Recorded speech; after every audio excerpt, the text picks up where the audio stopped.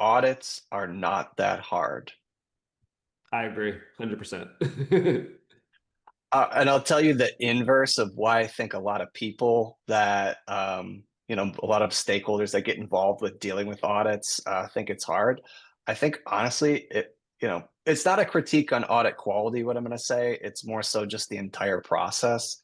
Honestly, I think it's just hard because of like the mystique and the obscurity that auditors come in with, and it's not just auditors, it's regulators, the governing bodies of all these audits. I really think of like two different kind of examples that immediately come to my head. The first thing is like the terminology they use. Terms like um, walkthroughs, field work, roll forward, interim, sample, like the list goes on and on. To most people, especially people involved in the walkthroughs and whatnot, dare I go using the word. Um, Honestly, it reminds me like of a high school test, right? It's like something you sat down, you memorized the definitions of these terms so that you can ace the test, which is one point in time sort of thing, and that's it. You forget it, you dealt with it, you move on, you never use those words again in your day to day until the next year when they come back through. So the terminology piece kills me. I don't know. That's one where a lot of the audit firms I've worked with, nobody sits down and says like, yeah, we're gonna do interim testing, and more or less interim testing just means like it's the initial testing work that we need to sit down and do. So even when I work with my stakeholders, it's like, yeah, they're gonna do field work, and I catch myself using these terms too. It's like they're gonna do field work next month, and I have to sit back and say, by the way, that just means that's when they actually come through and do the audit. Like, forget I just said field work. Yep. That's the one thing I think of, and then the other one is it's like the request lists. They are so generic. Nothing is clear. There's no expectation set as far as what do they really want, right? Something as simple as, give me a list of your admins. That is most often just one of the 100 different requests that you see on the list, and a lot of times most people will stare at it and go, what does that even mean? Like, yeah, in a lot of applications and systems, there's a role that is administrator, but go to an engineer, go to somebody in IT, even security. Most people say, okay, well, what does administrator mean? There's so many different things that could actually mean. And, I just think those two things, just those are some of the most common examples I think of where a lot of folks, they look at that stuff and they're like in a panic mode and they're like, I don't know what this means. I don't know what to do. What do I grab? What does this mean? And it's unnecessary to me. It's like, why are we doing this? It's just Right. at the end of the day, it's really not that hard. Yeah. I remember when I was at Coalfire, we like this is pre-COVID when we used to do the audits on site and like we'd show up and like I used to tell the team like our goal in this first hour is to not seem like auditors. Because if we seem like auditors, no one will talk to us the rest of the time and they will not be honest with us. So like I would spend the first hour literally trying to fight the stigma of all of the words they've been hearing, exactly like you're saying, where I'm like, hey, you're gonna hear us ask for a list of things. Here's why. Here's why we're asking for it type of stuff. But I think you're right. Like I think there's a level of auditors taking themselves really seriously. And that kind of comes off to the company of like, all right, we got to all be buttoned up. And then there's some energy inside of a company of like the audit's coming. Hey, engineer, you over there, don't say this to them. And it's like everybody's kind of like on their toes. And I think people forget like the auditors are there because someone paid them to be there. Like it's a capitalist transaction. Like it's like I know we think like this is all like independent and we're doing it for the love of the game, but like they're being paid. Like your company needs this, they need this. Like it's a relationship. And then I think the request list point is so true. Like I was talking to somebody the other day and they were like, "What's the biggest gap in compliance?" I'm like, "IAM." Because auditors don't know how to request things. They ask for, like you said, a list of admins, and it's like, what do you mean by that? Are you talking about database admin? You talking about application? You talking about the infrastructure? Like, what exactly do you mean by that? And I think you ask them, and a lot of times the auditors are like, I don't know what I mean by that either. Just give me something, please. Like, so I don't have to be in this Yeah. conversation anymore. Yeah, and obviously I think what that results in is they never get the full picture, right? They will take that, just here's the one-to-one role equals admin and the list of users. But yeah, I mean, take AWS for example.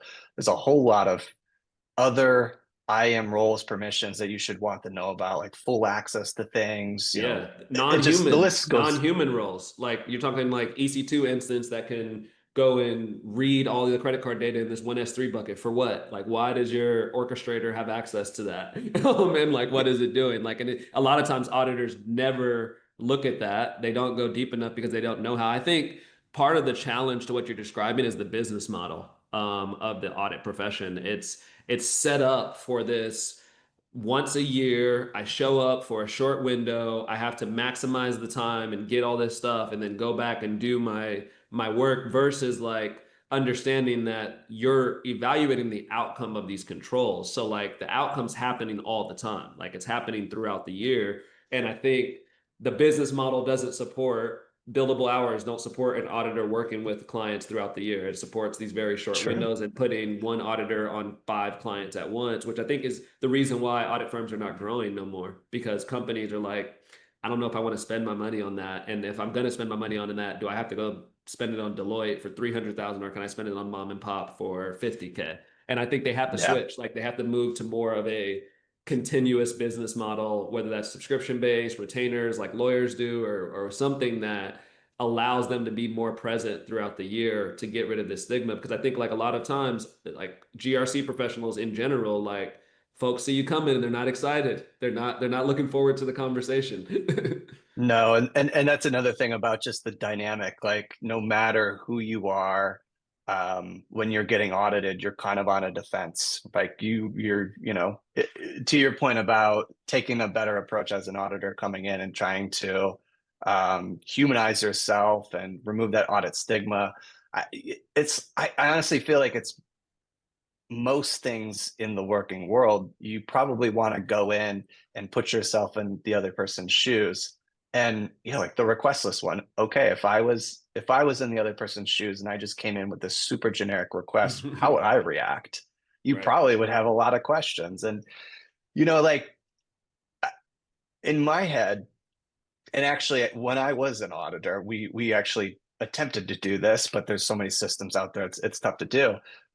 Once you encounter a certain amount of common applications and systems and you start to understand what you actually want to get, and over time you should be sitting down and building a new request list or updating it, right? Absolutely. Okay, your company uses AWS to run your infrastructure and that's what's in scope. All right, based on these 300 other clients that we've worked on this year, I actually know exactly what that means. Let me give you a better actual description of what we're looking for.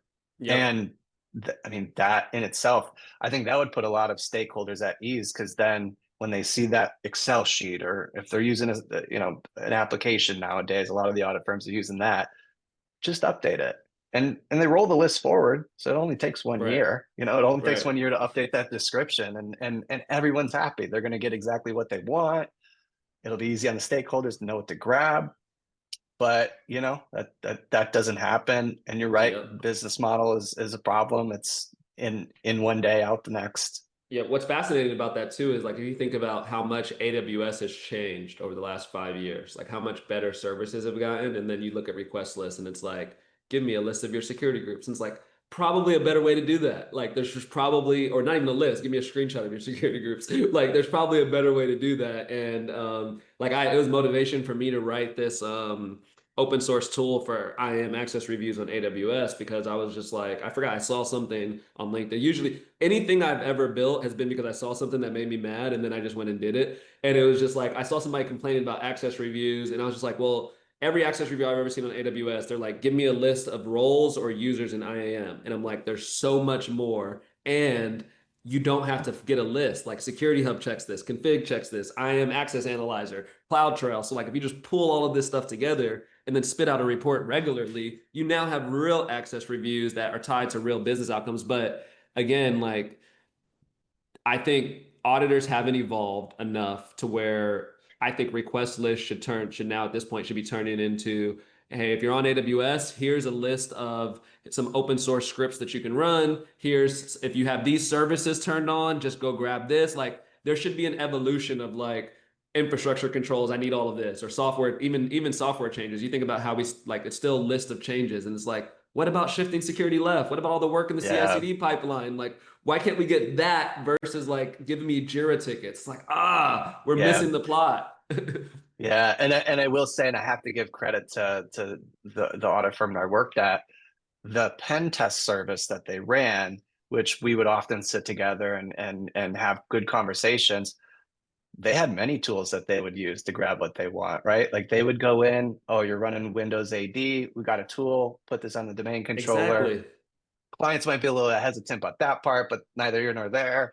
Right. The script would run, they'd get everything they need, they'd move on, and I would sit there and go, why are we not using that?